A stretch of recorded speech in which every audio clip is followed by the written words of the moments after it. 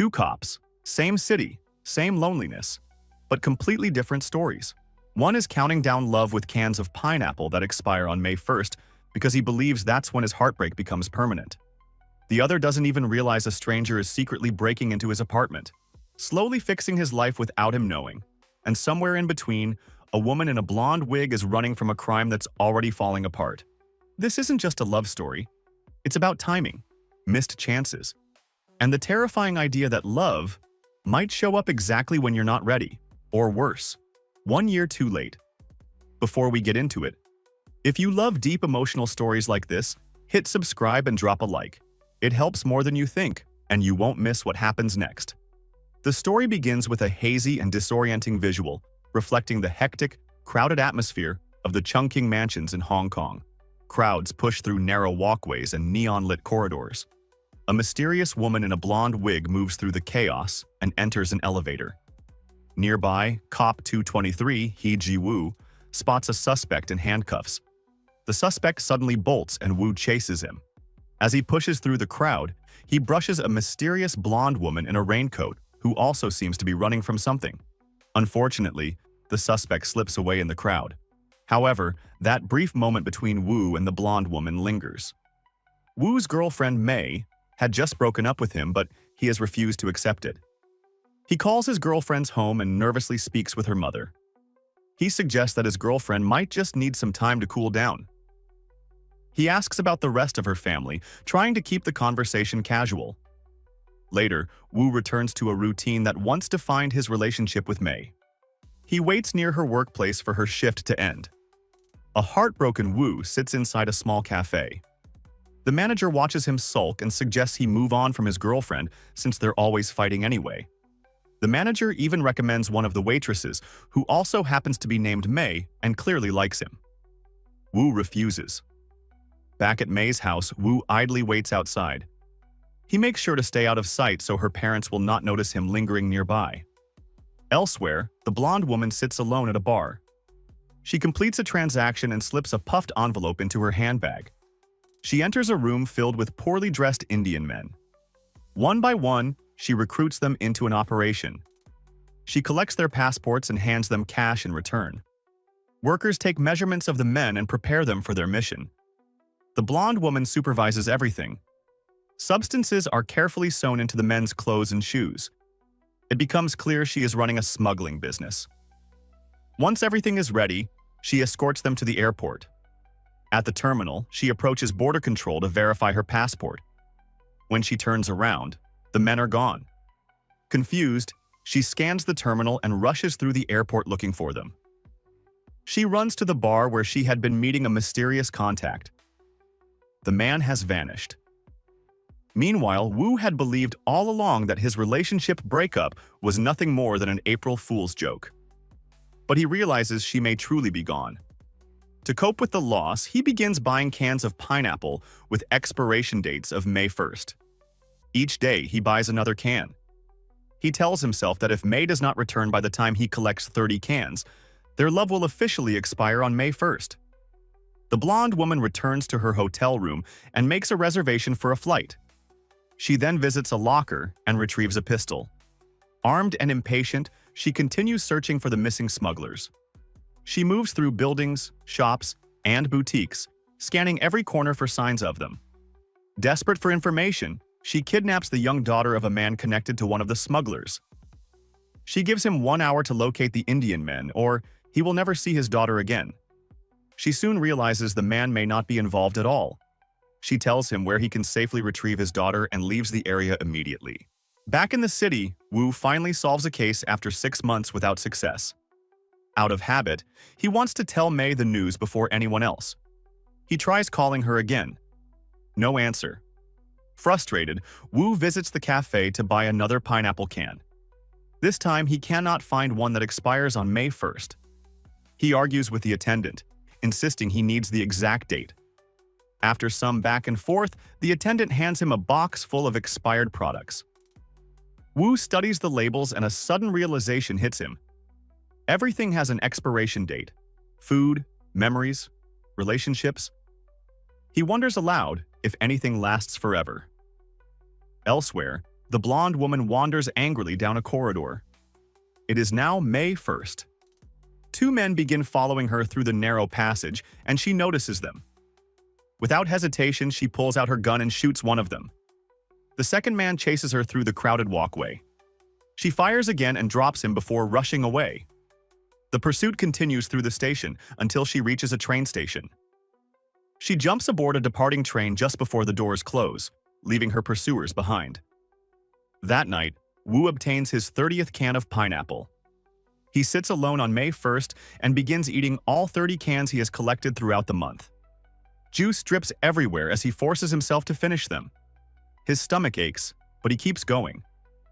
Restless and craving attention, Woo decides to visit his usual restaurant, hoping to console himself with the salesgirl, May. When he arrives, he learns she has already gone out with another man. The news crushes him. Woo makes a new rule: never date anyone named May. Lonely and still heartbroken, Woo scrolls through his contact list and begins calling every woman he knows. No one is available. He even calls a woman he met back in the 4th grade, hoping for any kind of company. Still nothing. Finally, Woo decides to visit a bar. After eating so much pineapple, he hopes alcohol might settle his stomach. Instead, he ends up drinking a large amount of whiskey. Drunk and emotional, Woo makes another promise to himself. Tonight, he will fall in love with the first woman who walks into the bar. Soon, the blonde woman enters. Woo watches her carefully from across the room. Fueled by alcohol and sudden confidence, he becomes convinced she will like him. He approaches her table and begins asking questions, hoping her answers will reveal something about her life. The blonde woman shows little interest, but she listens. Woo assumes she must also be heartbroken. He suggests they go jogging together to sweat out their sadness so there will be no tears left. She declines. She says she is exhausted and does not feel like talking to anyone. Woo refuses to give up. He insists he only wants to keep her company. When the bar closes, they leave together. Woo takes her to a nearby hotel. She collapses on the bed and falls asleep. Woo stays awake, flipping through books, watching old movies, and eating salads from room service. He watches over her as she shifts occasionally in her sleep. Before morning, Woo prepares to leave. He gently removes her shoes and carefully cleans them using his tie. When he finishes, he slips out of the room without waking her. Later that morning, Woo goes for a run to celebrate his 25th birthday. He leaves his pager behind, convinced no one will remember to call. When he returns, he hears it beeping. He rushes to check the message. A woman from the hotel sent him a birthday greeting. Woo assumes it is the blonde woman. The message lifts his spirits. He promises himself he will remember her for the rest of his life and hopes the memory will never expire. Elsewhere, the blonde woman settles unfinished business.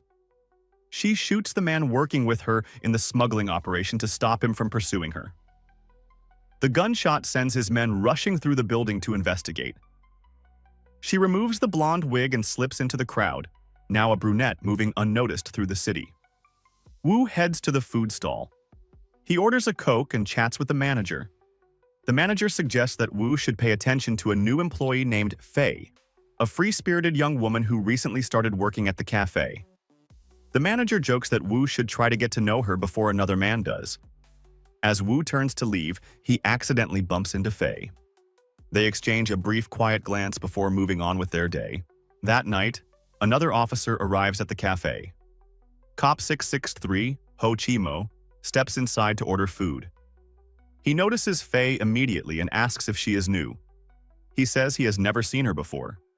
Loud music blasts from the cafe's stereo, making the small space even more chaotic.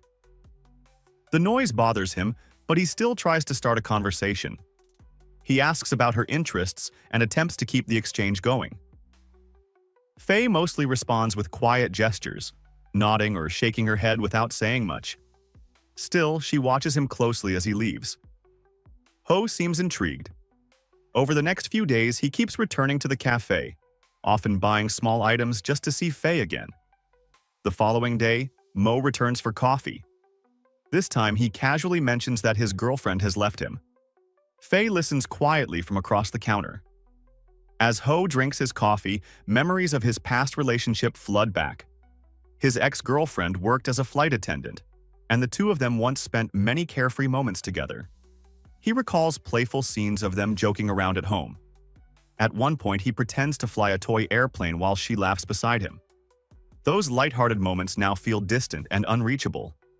Ho had believed their relationship would last forever.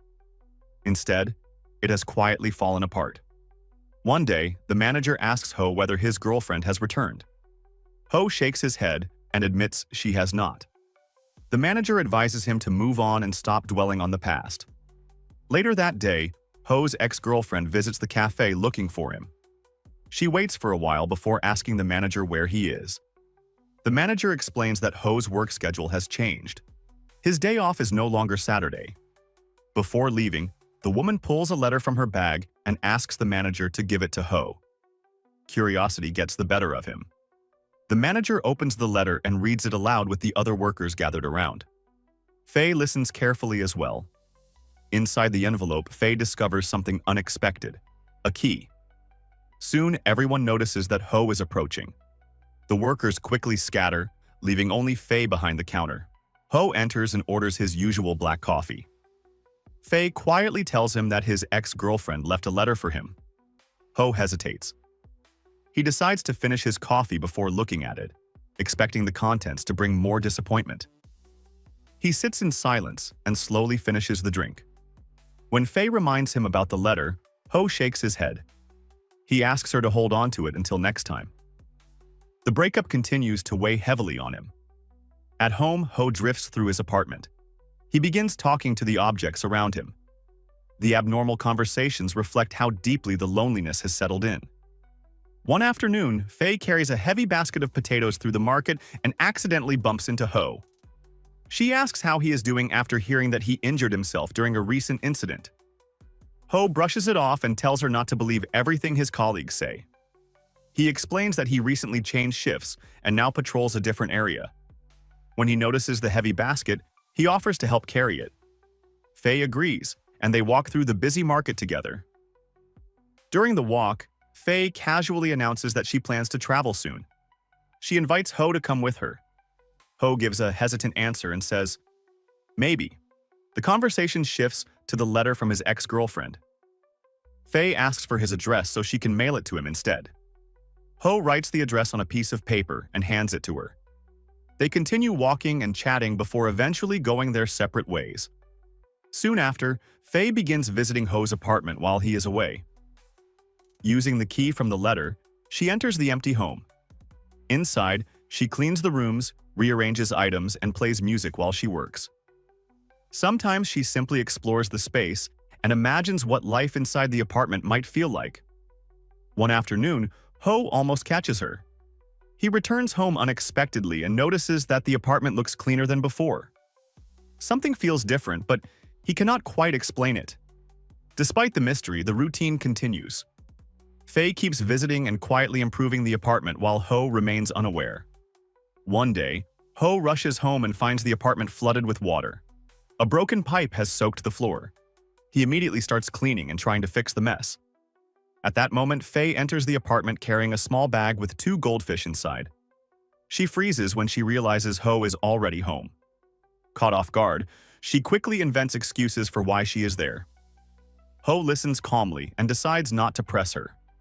Instead, he invites her inside. When he notices she has hurt her leg, he gently massages it to ease the pain. Faye soon says she should leave, but Ho encourages her to stay a little longer. To lighten the mood, he offers to play some music. He selects a song he believes belongs to his ex-girlfriend, unaware that Faye mistakenly left the tape there during one of her earlier visits. As the music plays, Faye slowly falls asleep beside him. Ho notices but decides not to wake her. Eventually, he leans over and rests his head on her shoulder. The two of them remain there, sharing the calm moment. Faye starts neglecting her duties at the cafe due to her frequent visits to Ho's apartment. She forgets to pay the electricity bill, and the power goes out. When the manager questions her, Faye claims she has been feeling unwell and has not been able to complete some of her duties. That evening, candles glow all around the dark cafe. Faye assumes they are there because of the power outage. Instead, the staff surprise her with a small birthday celebration. Meanwhile, Ho slowly begins to notice changes inside his apartment. The kitchen looks different. The bathroom feels cleaner. Even the taste of his canned food seems better. At first, he could not explain it. Still, the quiet improvements begin to lift his mood. As the apartment changes, Ho gradually recovers from the breakup. He becomes calmer and more optimistic. One afternoon, Faye finishes cleaning and prepares to leave the apartment. As she steps outside, she runs into Ho at the entrance. Startled, she quickly locks the door behind her. Ho asks what she is doing there. Faye confidently reminds him that he once told her she could visit anytime she wanted. Before he can question her further, she slips away and disappears down the stairs. The next day, Ho visits the cafe. He thanks Faye and asks for the letter his ex-girlfriend left behind. Then he surprises her with another question. He asks her out on a date. Faye hesitates and struggles to answer. Ho tells her he will be waiting for her if she changes her mind. Before leaving, he returns the music tape he believes belongs to her. The following day, Ho begins cleaning his apartment. He carefully gathers the belongings his former girlfriend left behind and places them into boxes. He compares the process to clearing a runway before a new flight can take off. That evening, Ho arrives early at the restaurant where he plans to meet Faye. He orders a drink and waits patiently for more than 30 minutes. Then the manager arrives instead. He hands Ho a letter from Faye. She has left for California. Later, Ho runs into his former girlfriend at a cafe. They talk briefly and catch up on small details before going their separate ways. After some hesitation, Ho finally opens Faye's letter. Inside, he finds a boarding pass. The destination has been washed away by rain, leaving the location impossible to read. The date on the ticket, however, is clear. It is 1 year in the future. The message feels like a promise to meet again someday. 1 year later, Faye, now working as a flight attendant, returns to Hong Kong and visits the cafe. She discovers that Ho has bought the place and now runs it himself. Ho shows her the boarding pass she left behind. When she asks where he wants to go, he simply tells her that he will go wherever she chooses.